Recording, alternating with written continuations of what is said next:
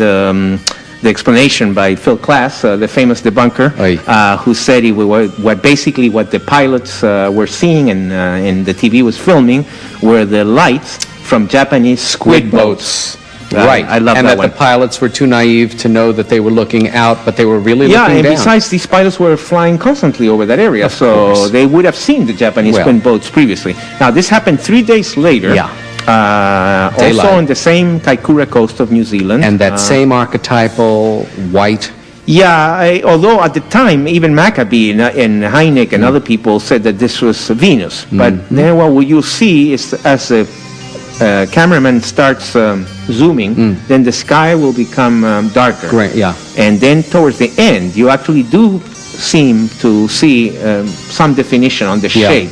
Because here, yes, this could be Venus because it's not moving. It could be, and it's extremely bright in the day sky and pretty large even for Venus. Again, but sometimes Venus has fooled a lot of people. You're absolutely right, and there's no question about that. This one, though, I certainly feel is authentic, but like so much of the footage that we're seeing, bottom line is unknown.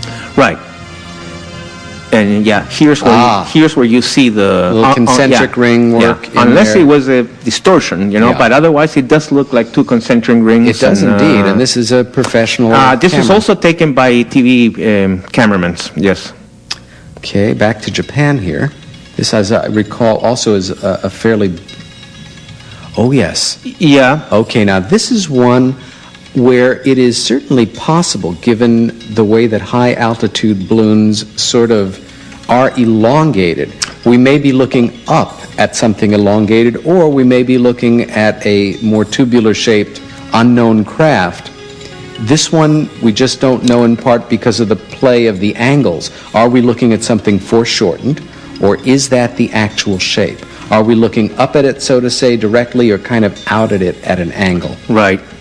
Yeah, again, to really do a proper analysis of any footage, not only you have to see it, but you have to interview the cameraman or the photographer. Computer enhancement. And go to the place and do measurements, and it's very time-consuming. Now, this is the first of several films by this fellow Martin D. Yeah. And we don't know much about him. I suspect he's some kind of... contactee, because then he's got so many footage, but I'm sure our friend Hesseman will know all about him. Yeah. Also, I think in looking at this as fairly as we can, if you have had an experience like this and have been, if the word is fortunate enough to capture it on camera, it can certainly change your habits of leaving the house with a camera. So that it does not dismiss the credibility of something that they've had multiple... Not necessarily. In the old days, they used to. For sure. But the same way that with the abduction phenomenon, it was first thought if you had it happen, it's like winning a bad lottery, and now we see patterns. You were supposed to only have one experience. If you had two, already that disqualified you. But three, you're a darn liar. That has changed. And it was probably unfair. I'm sure it was unfair, but that used to be the prevailing view for many, many years. Another elongated image. From the same fellow, yes. No figure ground. Yeah. It looks like either night sky or dusk, near as I can tell, and on to the next. And still more. Yeah, one or two more, I think. Yeah, he's also, I think he's taken many photographs. Now, I have to say, as a youngster, the thing that got me interested in this subject was a rather remarkable daylight sighting I had with one of my sisters. And what we saw was very much like what we're seeing here against a daylight sky, but with 5 discs in a very precise, almost military formation. So maybe I've got a soft spot in my heart for V's. Still more. I think this is the last one by him. Let's see what this one is. Okay, rather... there we are. Oh yeah, in my opinion, this is the best of the Martin Hagen films. I do like this one. This is more convincing than some of the previous ones, and it's a good footage of cigar shape or cylindrical shape. Let's remember too that we know that we are dealing with something that we can only theorize about. If there is such a thing as machines visiting this planet from far-off universes or planets or galaxies, as I certainly feel is the case, they probably don't run on coal or gasoline. I don't think so, right. And so that we don't have to almost encumber ourselves with worrying about lack of wings, obviously. The classic saucer shape dispels that. So that it is not out of the question in any sense, if one opens one's mind, that we are dealing with propulsion systems that could easily maneuver a so-called unconventional object, one that in the sky, in terrestrial terms, we'd only be familiar with in terms of blimps, zeppelins, dirigibles, or, Right. a scaled-up version of a child's balloon. But this thing is not caught up in the wind. This is none of that. This one is it's not a blimp. Very interesting. So I like it a lot.